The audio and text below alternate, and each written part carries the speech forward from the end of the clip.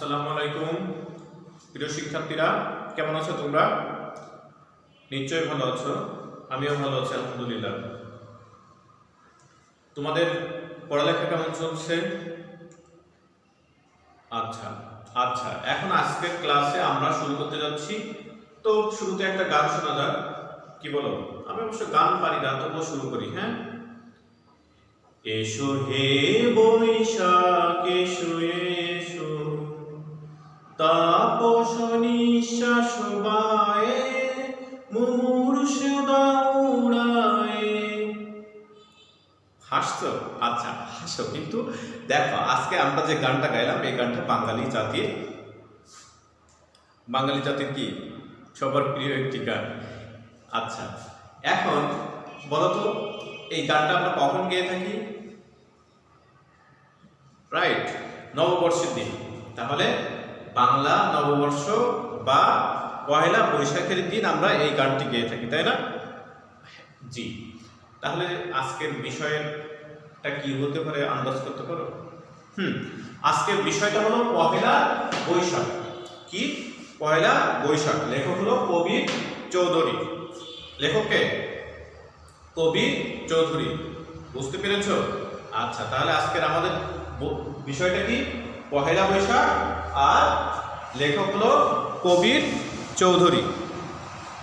তো এই কবি চৌধুরী সম্পর্কে আমরা হালকা একটু জেনে নিই। কবি চৌধুরী 1923 সালে ব্রাহ্মণবাড়িয়া জেলায় জন্মগ্রহণ করেন। তার বাবার নাম আব্দুল হালিম চৌধুরী এবং মাতার নাম আফিয়া চৌধুরী, তাই না? আফিয়া বেগম। এই কবির চৌধুরী ঢাকা কলেজের স্কুল থেকে ম্যাট্রিক পাশ করে ঢাকা বিশ্ববিদ্যালয়ে পড়ালেখা করে।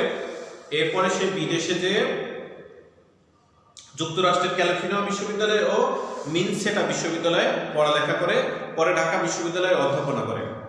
সে বাংলা সাহিত্যের বিভিন্ন শাখায় অবদান রাখছে। তার উল্লেখযোগ্য কয়েকটা বইও আছে। 21 পদক পাইছে। কবি চৌধুরী একসময় বাংলা দেশের জাতীয় অধ্যাপকের মর্যাদা পায় এবং অবশেষে তিনি 2011 সালে মৃত্যুবরণ করে। কবি চৌধুরী সম্পর্কে আমরা হালকা ধারণা নিয়ে গেছি, এই নিয়ে আমরা এখন কথা বলবো না। আমরা এখন কথা বলবো পয়লা বৈশাখ। হোয়াট ইজ পয়লা বৈশাখ? পয়লা বৈশাখ কি? বাংলা বছরের প্রথম দিন হলো পয়লা বৈশাখ, তাই না? আচ্ছা, এই বৈশাখ আমরা বাংলা বছরের প্রথম দিন পয়লা বৈশাখ পালন করি, আবার ইংরেজি বছরের প্রথম দিন নববর্ষ, তাই না? দুটাই কিন্তু একই, অর্থাৎ বছরের প্রথম দিনকে আমরা কি পয়লা বৈশাখ বা নববর্ষ হিসাবে পালন করছি। একটা হলো আমরা বাঙালিগুলি আমরা বাংলা সালের প্রথম দিনকে নববর্ষ হিসাবে পালন করছি, আবার যারা ইংরেজ তারা ইংরেজি বছরের প্রথম দিনকে পয়লা বৈশাখ বা নববর্ষের দিন হিসাবে পালন করছে। এই যে দুইটা পয়লা বৈশাখ পালন, এই দুইটা কিন্তু নিজেদের ঐতিহ্যকে ধারণ করার জন্য, নিজেদের ঐতিহ্যকে রক্ষা করার জন্যই পালন করা হয়। অর্থাৎ আমরা বাঙালি এবং ইংরেজি এরা দুই জাতি হিসাবে দুইটা পালন করলেও এর একত্বতা কিন্তু একই, মানে এটার উদ্দেশ্য কিন্তু এক। আচ্ছা, এই পয়লা বৈশাখটা কখন এসেছিল? তোমরা অষ্টম শ্রেণীতে পড়ছো যে পয়লা বৈশাখ সম্রাট আকবরের সময় প্রথমে পয়লা বৈশাখ উদযাপন শুরু হয়। সম্রাট আকবরের একজন সভাকবি ছিল, তার নাম হলো আবুল ফজল আইন ই আকবরী নামক একটা বই রচনা করে। এই আবুল ফজল আইন ই আকবরী নামে একটা বই রচনা করে। এই বইটাই প্রথম পয়লা বৈশাখ উদযাপন সম্পর্কে বিস্তারিত ধারণা দেওয়া হয়। এরপরে সম্রাট আকবরের সময় কি করা হয়েছিল? বাংলা নববর্ষের দিন ধুমধাম করে পালন করা হয়। আচ্ছা, এখন দেখা যায় এই সম্রাট আকবর বা আবুল ফজল বা আইনি আকবরী এখানে পয়লা বৈশাখ কখন থেকে আসলো? বাংলাদেশ একটা কৃষি প্রধান দেশ, তাই না? এই কৃষি প্রধান দেশের প্রধান ফসল হলো ধান। ধান কাটা হয় যখন কৃষকের বাড়িতে নতুন ধান আসে, তখন ওই সময়কার জমিদাররা তাদেরকে কি করতে হতো? খাজনা দিতে হতো। খাজনা হলো জমির কর দিতে হতো। তো মনে করো একটা গ্রামে 50 জন কৃষক আছে আর একজন কি আছে? জমিদার আছে। ওই একজন জমিদারের অনেক জমি, কিন্তু সে একা কিছু করতে পারে না, এই জন্য ওই 50 জন কৃষককে দিয়ে ওই জমিগুলো চাষ করায়। ঠিক আছে? এখন প্রতি বছর এই জমিদার ওই কৃষকদের কাছ থেকে কিছু টাকা নেয়, যেটাকে বলা হয় খাজনা। অর্থাৎ জমিদারের জমি কৃষকের কাছে দিয়ে কৃষক ওখান থেকে ফসল ফলাবে এবং একটা নির্দিষ্ট অংশ জমিদারকে দিবে। এই দেওয়াটা কি খাজনা। এই খাজনা যখন আদায় করা হতো তখন জমিদাররা নিজেদের বাড়িতে কি করত, অনেক আয়োজন করত এবং কৃষকদের খাবারের ব্যবস্থা করত। এই থেকে মূলত এই মানে নববর্ষ উদযাপন বা হালখাতার প্রচলন। এরপরে পরবর্তীতে এখনকার সময়ে দোকানদাররা কি করে, প্রতি বছরের প্রথম থেকেই মানে সারা বছর তুমি ওই দোকান থেকে বাকি নিতে পারো, কিন্তু বছরের প্রথম অর্থাৎ পয়লা বৈশাখের দিন তোমাকে কি করতে হবে, ওই টাকাগুলো পরিশোধ করে দিয়ে নতুন খাতায় তোমার নাম ওঠাইতে হবে। এর নাম দেওয়া হয়েছে হাল খাতা। এই যে দুইটা বিষয়, এই দুইটা বিষয় থেকে মূলত এই পয়লা বৈশাখ বা নববর্ষের উৎপত্তি। ইংরেজি সাহিত্যের বা ইংরেজি থেকেও কিন্তু এরকম। আচ্ছা, আরেকটা বিষয় তোমাদেরকে বলে রাখি, যখন 1947 সালে দেশ বিভাগ হলো, বইয়ে কবির চৌধুরী বলছে যে 47 সালের পর থেকে বাংলা সাহিত্যের বা বাংলাদেশে পয়লা বৈশাখ উদযাপনে কিছুটা বাধাগ্রস্ত করে পাকিস্তানিরা। ঠিক আছে, এর মূল কারণ ছিল এই পয়লা বৈশাখটা ইসলামী শরিয়া বা ইসলামের মধ্যে যায় না, এই জন্য মূলত এটা করতে চাইছে। এরপরে অবশেষে যখন 1971 সালের স্বাধীন হয় বাংলাদেশ, তারপর থেকে কিন্তু এই পয়লা বৈশাখ আবার আগের মতোই চালু হয়। এরপরে আরেকটা বিষয় যেটা জানা দরকার, সেটা এখানে বলছে যে ধর্ম নিরপেক্ষতা নিয়ে একটা কথা বলছে। ধর্ম নিরপেক্ষতা কি? ধর্ম নিরপেক্ষতা হলো সব জাতি ধর্ম নির্বিশেষে একটা বিষয়ে উপনীত হওয়া। পয়লা বৈশাখকে শুধু মুসলমানদের জাতীয় উৎসব, খ্রিস্টানদের জাতীয় উৎসব, হিন্দুদের জাতীয় উৎসব বা বৌদ্ধদের জাতীয় উৎসব এরকম না করে এটা ধর্ম নিরপেক্ষ একটা উৎসব হিসেবে দেখানোর চেষ্টা করা হয়েছে। বুঝতে পেরেছো তোমরা? আচ্ছা, এখন দেখো এই যে ধর্ম নিরপেক্ষ মতবাদ, এটা হলো কোন ধর্মই এখানে কি করবে না, বাদ সাধবে না, সেটা হলো ধর্ম নিরপেক্ষ মতবাদ। আমি সহজ কথায় তোমাদের এটা বোঝাতে চাচ্ছি যে ধর্ম নিরপেক্ষ মতবাদ হলো যেখানে ধর্মীয় কোনো কৃষ্টি কালচার কি থাকবে না, সেখানে থাকবে না, সেটা হলো ধর্ম নিরপেক্ষ মতবাদ, মানে সেখানে কোনো ধর্ম নাই এক কথায়। ওকে, আচ্ছা, পয়লা বৈশাখটা হলো এই ধর্ম নিরপেক্ষ একটা অনুষ্ঠান। এখন দেখো, আমি তোমাদের এই যে পয়লা বৈশাখ সম্পর্কে তোমাদের একটা বিস্তারিত সংক্ষিপ্ত অর্থাৎ বিস্তারিত কিন্তু সংক্ষিপ্ত একটা ধারণা দেওয়ার চেষ্টা করলাম। তো এখন চলো আমরা এখানে শুরু করি যে আসলে কবির চৌধুরী আমাদের বইয়ে কি বলতে চাচ্ছে, তাই না? কবির চৌধুরী আমাদের বইয়ে কি বলতে চাচ্ছে এটা আমরা এখন পড়ব। প্রায় সব দেশ, সব জনগোষ্ঠীর মধ্যে, সব সংস্কৃতিতেই নববর্ষ উদযাপনের প্রথা প্রচলিত আছে। কি বলছে? প্রায় সব দেশ, সব জনগোষ্ঠীর মধ্যে, সব সংস্কৃতিতেই নববর্ষ উদযাপনের প্রথা প্রচলিত আছে। অর্থাৎ এখানে বলতে চাচ্ছে যে পৃথিবীর সব জাতিগোষ্ঠীর মধ্যে এই নববর্ষ উদযাপনের প্রথা প্রচলিত আছে। অবশ্য উদযাপন রীতি, প্রকৃতি ও পদ্ধতি প্রকরণের মধ্যে তারতম্য আছে। এটা বলতে চাচ্ছে যে এই যে নববর্ষ উদযাপন, এর মধ্যে রীতিনীতি বা পদ্ধতি বা কোনভাবে এটার উদযাপিত হবে তার কিছুটা তারতম্য আছে।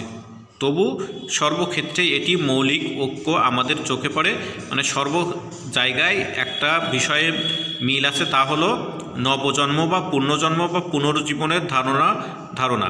এখানে বলতে চাচ্ছে যে আমরা পয়লা বৈশাখের দিন কি করি, পান্তা ভাত খাই। আমরা মনে করি এই পান্তা ভাত খাইলে কি হয়, সারা বছর ভালোভাবে খাওয়া দাওয়া করা যাবে, তাই না? এই যে নবজন্ম, পুনর্জন্ম বা পুনর্জীবনের ধারণা, এটা সব নববর্ষেই আছে। পুরনো জীর্ণ এক অস্তিত্বকে বিদায় দিয়ে সতেজ সজীব নবীন এক জীবনের মধ্যে প্রবেশ করার আনন্দ অনুভূতি কি এই পয়লা বৈশাখ।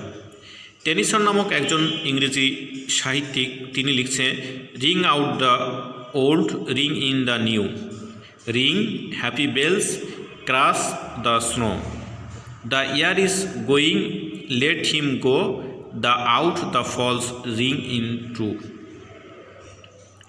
দেখো এখানে বলছে the ring out the old, ring in the new, মানে নতুনকে স্বাগত জানাও, পুরাতনকে বিদায় জানাও। এইভাবেই কিন্তু সে কি করছে, পয়লা বৈশাখের ধারণাটা তুলে ধরছে। এরপরে দেখো তখন তার মধ্যে আমরা সেটা লক্ষ্য করি রবীন্দ্রনাথ যখন বলেছেন, এসো এসো এসো হে বৈশাখ, তাপস নিঃশ্বাস বায়ে, মুমূর্ষ দা উড়ায়ে, বৎসরের আবর্জনা দূর হয়ে যাক, যাক পুরাতন স্মৃতি, যাক ভুলে যাওয়া ভীতি, অশ্রুবাষ্প সুদূরে মিলাক, মুছে যাক গ্লানি, ঘুচে যাক জরা, অগ্নি স্নানে সূচি হোক ধরা, রসের আবেশ রাশি শুষ্ক করে দাও আসি, আনো আনো তবে প্রলয় শাক, মায়ার উজ্ঝটি জাল যাক দূরে যাক। আচ্ছা, এখানেও দেখো রবীন্দ্রনাথ একই কথা বলছে, বৈশাখকে কি স্বাগত জানাচ্ছে, বলছে এই বৈশাখের যে রৌদ্রতত্ত্ব, এই রৌদ্রতত্ত্বের কারণে মুমূর্ষের দাও উড়ায়, মানে এর গত বছরের যতগুলো ভুল ত্রুটি দুঃখ গ্লানি ছিল সেগুলো উড়ায় দাও, পুরাতন স্মৃতি যাক ভুলে যাওয়া গীতি, মানে এখানে বলতে চাচ্ছে পুরাতন যত স্মৃতি আছে সব ভুলে যাও, নতুন করে আবার নতুন করে সবাই একসাথে মিলিত হও। এভাবেই সে পয়লা বৈশাখকে কি করছে, স্বাগত জানিয়েছে। এখন দেখো এখানে লিখছে, তখন তার মধ্যে আমরা সেটা লক্ষ্য করি, একজন বলেছিলেন পয়লা জানুয়ারিকে উদ্দেশ্য করে, আর একজন লিখেছেন পয়লা বৈশাখের মনের মধ্যে রেখে, কিন্তু কেন্দ্রীয় ভাব উপেক্ষা মাত্রই এক, মানে এখানে বলতে চাচ্ছে দুইজনই যে পয়লা বৈশাখ বা নববর্ষ নিয়ে লিখুক না কেন, কিন্তু এর যে মূল ভাব একটাই, সেটা হলো নতুন বছরকে স্বাগত জানানো। এরপরে দেখো পয়লা বৈশাখ বা বাংলা নববর্ষ বাঙালির এক অনন্য উৎসব, এর অন্যতম জাতীয় উৎসব। এটা বলছে যে পয়লা বৈশাখ আমাদের একটি অন্যতম জাতীয় উৎসব, এর ঐতিহ্য সুপ্রাচীন ও গৌরবমণ্ডিত। এই পয়লা বৈশাখের ঐতিহ্য সুপ্রাচীন মানে প্রাচীনকাল থেকে আসছে, এবং গৌরবমণ্ডিত মানে এটার একটা গৌরব উজ্জ্বল ইতিহাস রয়েছে। অবশ্য কালের যাত্রাপথ ধরে এর উদযাপন রীতি নানা পালাবদল ঘটেছে, বিভিন্ন সময়ে তা বিভিন্ন মাতৃকতা অর্জন করেছে। সুদূর অতীত এর সঙ্গে কৃষি সমাজের যোগসূত্র ছিল অবিচ্ছেদ্য। এখানে যেটা বলছে সুদূর অতীত মানে প্রাচীনকাল থেকে কৃষিকাজের সাথে মানুষের যোগসূত্র ছিল অবিচ্ছেদ্য, মানে একে অন্যের সাথে অঙ্গাঙ্গিভাবে জড়িত। প্রাচীন কৃষি সমাজের শীতকালীন নির্জীবতার পর নবজীবনের আবির্ভাবের ধারণার সঙ্গে বাংলা নববর্ষ উদযাপনের বিষয়টি সম্পর্কিত ছিল। একথা ভাবা অসঙ্গত নয়। একসময় গ্রাম শহর নির্বিশেষে বাংলার সব মানুষ, সেই হিন্দু মুসলমান বৌদ্ধ কি খ্রিস্টান হোক, বাংলা নববর্ষের উৎসবে সোৎসাহে যোগ দিত। সোৎসাহে মানে নিজ উৎসাহ ভরে যোগ দিত। পরস্পরের বাড়িতে যাওয়া আসা, শুভেচ্ছা বিনিময়, খাওয়া দাওয়া, নানা রকম খেলাধুলা, আনন্দ উৎসব, মেলা প্রদর্শন মিলে সারা বছর অন্যান্য দিনগুলি থেকে সম্পূর্ণ স্বতন্ত্র হয়ে এই দিনটি গৌরবমণ্ডিত হয়ে ওঠে। 350 বছরেরও বেশি আগে বিখ্যাত ঐতিহাসিক আবুল ফজল তার আইন ই আকবরী গ্রন্থে বাংলা নববর্ষকে এদেশের জনগণের নওরোজ বলে উল্লেখ করেছেন। আচ্ছা, তাহলে দেখো এখানে বলছে যে প্রায় 350 বছর আগে ঐতিহাসিক আবুল ফজল, এই যে সম্রাট আকবরের একজন লেখক, সম্রাট আকবরের একজন কবি, আইনি আকবরী নামক গ্রন্থে এই নববর্ষকে নওরোজ বলেছেন। নওরোজত নতুন দিন বলে অভিহিত করেছেন। অবশ্য তারও বহু শতবর্ষর আগ থেকে বাংলা নববর্ষ নানাভাবে এই দিনটি পালন করে আসছে। আচ্ছা দেখো, এরপরে যে বিষয়টা আমরা দেখব, কিন্তু পালা বদলের কথা বলছিলাম। 19বিংশ শতাব্দীর শেষার্ধে ব্রিটিশ উপনিবেশিক রাজত্বের দিনগুলোর এক পর্যায়ে বাংলা নববর্ষ পালনের মধ্যে এদেশের শোষিত ও পরাশাসিত জনগণের চিত্তে স্বদেশিকতা ও জাতীয়তাবাদী চেতনার প্রতিফলন ঘটেছিল। যদিও সেই সময়কার মুসলিম মানুষে এর কোনো গভীর বা প্রত্যক্ষ অভিঘাত লক্ষ্য করা যায় না। এখানে দেখো ব্রিটিশ উপনিবেশিক রাজত্বের কথা বলছে, যেটা সেই 1757 খ্রিস্টাব্দের পর থেকেই শুরু হয়েছিল, এই ব্রিটিশ উপনিবেশিক সময়ে এই বাঙালি জাতীয়তাবাদী মানে বাঙালিরা শুধু বাংলার দেশেই অধিবাসী হবে এবং বাংলার সংস্কৃতি নিয়েই বড় হবে, ইংরেজরা শুধু ইংরেজি দেশেই মানে ইংরেজিতেই তাদের যতগুলো উৎসব আছে সেগুলো পালন করবে, কিন্তু অন্য কোনো সংস্কৃতির সাথে তারা মিলতে পারবে না, এরকম আর কি। জাতীয়তাবাদ বলতে নিজের দেশেই সব, নিজের জাতিই সব, এটাই বোঝাইতে চাচ্ছে।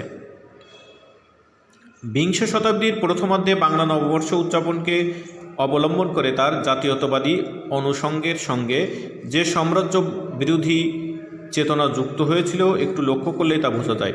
আচ্ছা, এখন দেখো 1947 সালের কথা এখানে বলছে। 1947 এর উপমহাদেশের বিভক্তর ফলে পাকিস্তান সৃষ্টির পর সেদিনের পূর্ব পাকিস্তানে বাংলা নববর্ষ নিয়ে তৎকালীন নয়া উপনিবেশবাদ হলো, তারা হলো পাকিস্তান থেকে বাংলাদেশে এসে স্থায়ীভাবে বসবাস করার চিন্তা করছিল, এটারে বলে উপনিবেশবাদ। মনে করো আমরা এখান থেকে শ্রীলঙ্কায় যেয়ে স্থায়ীভাবে বসবাস করার চিন্তা করতেছি, তাই না? তাহলে এটাই হলো উপনিবেশবাদ, মানে নিজের দেশ ছেড়ে অন্য দেশে যেয়ে স্থায়ীভাবে বসবাস করার জন্য যে মানসিকতা, সেটারে বলে উপনিবেশবাদ। ক্ষীণদৃষ্টি ধর্মান্ধ পাকিস্তানের শাসকবর্গ যে মনোভাবের প্রদর্শন করেন তা একই সঙ্গে কৌতূহল উদ্দীপ্ত ও ন্যাক্কারজনক মানে নিন্দনীয়। এখন এই অঞ্চলের শিক্ষিত মানুষ ধর্ম ও সম্প্রদায় নিরপেক্ষভাবে এটি প্রতিবাদী মনোভাব নিয়ে পরম উৎসাহ ভরে বাংলা নববর্ষ উদযাপন করছে। এর মধ্য দিয়ে তারা তাদের বাঙালি জাতীয়তাবাদী চেতনাকে তুলে ধরেছেন, তাদের স্বতন্ত্র সংস্কৃতির পরিচয় ঘোষণা করেছেন, তাদের দীর্ঘদিনের ধর্মনিরপেক্ষতার আদর্শের প্রতিফলন ঘটিয়েছে। একটু আগেই তোমাদের আমি ধর্মনিরপেক্ষবাদ কী সেটা বিস্তারিতভাবে বলেছিলাম। এরপর দেখো, আজ স্বাধীন বাংলাদেশেও এই দিনটি নানা কর্মকাণ্ডের মধ্য দিয়ে উৎসবমুখর হয়ে ওঠে। ব্যবসায়ী মহলে হালখাতা ও মিঠাই বিতরণের অনুষ্ঠান তো আছেই, হালখাতা কি সেটাও তোমাদের বলছি।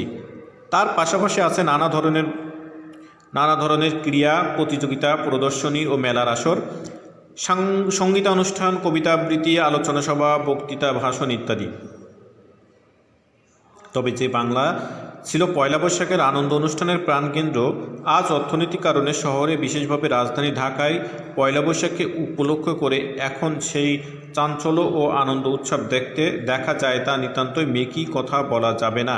কিন্তু তার মধ্যে মধ্যবিত্ত ও উচ্চবিত্ত নাগরিকের বুর্জোয়া বিলাস ও ফ্যাশনের একটা বড় অংশ কাজ করছে, সে কথা মানতেই হবে। অর্থাৎ এখানে বলতে চাচ্ছে যে হালখাতা হলো আমাদের সেই নতুন বছরের নতুন খাতা খোলার উৎসব। এই নববর্ষের দিন ক্রীড়া অনুষ্ঠান হয়, সঙ্গীতা অনুষ্ঠান হয়, মেলা বসে, কবিতা আবৃত্তি হয়, আলোচনা সভা হয়, বক্তৃতা হয়। কিন্তু প্রাচীনকালে গ্রামাঞ্চলে যে নববর্ষে উদযাপিত হতো, মধ্যবিত্ত শ্রেণীরা যেভাবে নববর্ষ উদযাপন করত, কিন্তু এখনকার সময়ে শহরেও সেরকম নববর্ষ উদযাপিত হচ্ছে। এবং এই যে শহরে উদযাপিত হচ্ছে, এখানে কিন্তু একটা আলাদা বিষয় লক্ষ্য করা যায়, সেটা হলো মধ্যবিত্ত শ্রেণীরা সেখানে নতুন কাপড় পরিধান করলেও এখানে কিন্তু তার থেকে আরও বেশি করে আধুনিকতার ছোঁয়া নিয়ে আসা হয়েছে। ঠিক আছে, দেখো তারপর কি লিখছে, পয়লা বৈশাখে এই অবস্থা থেকে উদ্ধার করা প্রয়োজন। বৃহত্তর জনজীবনের সঙ্গে শ্রমজীবী মানুষের অন্তঃসত্ত্বার সঙ্গে এর রাখি বন্ধনকে আবার নতুন করে বাঁধতে হবে। অর্থাৎ এখানে বলতে চাচ্ছে বাংলার যে সাধারণ জনগণ ছিল তাদের সাথে শ্রমজীবী মানুষের সাথে এই পয়লা বৈশাখের আনন্দটাকে রাখি বন্ধনের মাধ্যমে বাঁধতে হবে। সেই লক্ষ্যে আমাদের আজ বাংলা নববর্ষের মধ্যে সচেতনভাবে নতুন মাতৃকতা যোগ করতে হবে। বাংলা নববর্ষের উৎসব যে বিশেষভাবে ঐতিহ্যমণ্ডিত, শ্রেণীগত অবস্থান নির্বিশেষে সাধারণ মানুষের উৎসব, এর একান্ত ধর্মনিরপেক্ষ চরিত্র যে অত্যন্ত তাৎপর্যময়, আজ সে কথাটা আবার জোরের সঙ্গে বলা চাই। নিজেকে একবার একজন হিন্দু, বৌদ্ধ কিংবা খ্রিস্টান ধর্মাবলম্বী বাংলাদেশের মানুষ হিসাবে ভেবে দেখুন, তাহলে এর শোভিনিস্ট দিকটি বুঝতে পারবেন। আচ্ছা, এখানে দেখো শোভিনিস্ট শব্দটা তোমাদের কাছে একটু কঠিন মনে হলেও কিন্তু এর অর্থ হলো আত্মগৌরব, আত্মগৌরব, ঠিক আছে।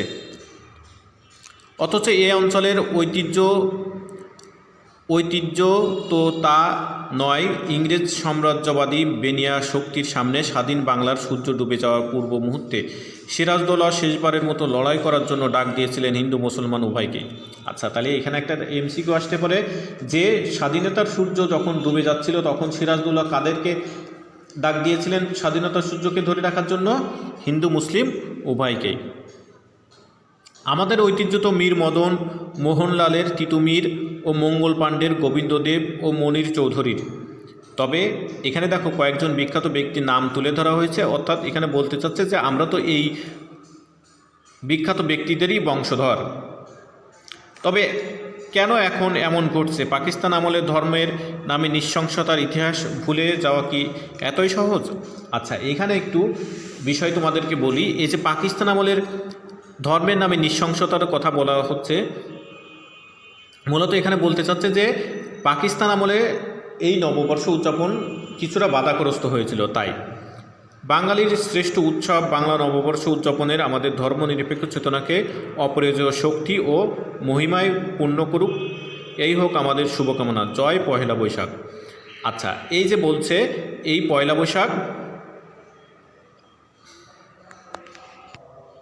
আচ্ছা আমরা যে পয়লা বৈশাখ এত সময় ধরে যা পড়লাম, এই পড়ার মাধ্যমে আমরা বুঝতে পারলাম যে পয়লা বৈশাখটা আমাদের বাঙালি সংস্কৃতির সাথে অঙ্গভাবে জড়িত, যেখানে হিন্দু মুসলিম বৌদ্ধ খ্রিস্টান কারোর কোনো কি নাই, কারোর কোনো ভেদাভেদ নাই। আচ্ছা, এখন তোমাদের কাজ হবে এই পয়লা বৈশাখ প্রবন্ধটি আরো কয়েকবার পড়লে আরো বিস্তারিত বুঝতে পারবে। এরপরে পাঠ পরিচিতি পড়বে, শব্দ অর্থ পড়বে, পড়ার পরে এখান থেকে এমসিকিউ গুলো সুন্দর করে লিখতে পারবে। আমি কিন্তু তোমাদের এখানে কতগুলো এমসিকিউ বলেই দিছি যে নবাব সিরাজদৌল্লা স্বাধীনতা সূর্য অস্তমিত হওয়ার আগে কাদেরকে ডাক দিয়েছিলেন স্বাধীনতার সূর্যকে রক্ষা করার জন্য? হিন্দু মুসলিম সবাইকে। আইনি আকবরী গ্রন্থের রচয়িতাকে আবুল ফজল। কত বছর আগে এটা তৈরি, মানে নববর্ষ শব্দটি প্রথমে আসে? প্রায় 300 বছর। এরকম আরো অনেক এমসিকিউ তুমি এখানে পাবে। ওকে, তো ঠিক আছে, ভালো থাকো, পড়ালেখা করো। আজকের মতো এই পর্যন্ত। আসসালামু আলাইকুম।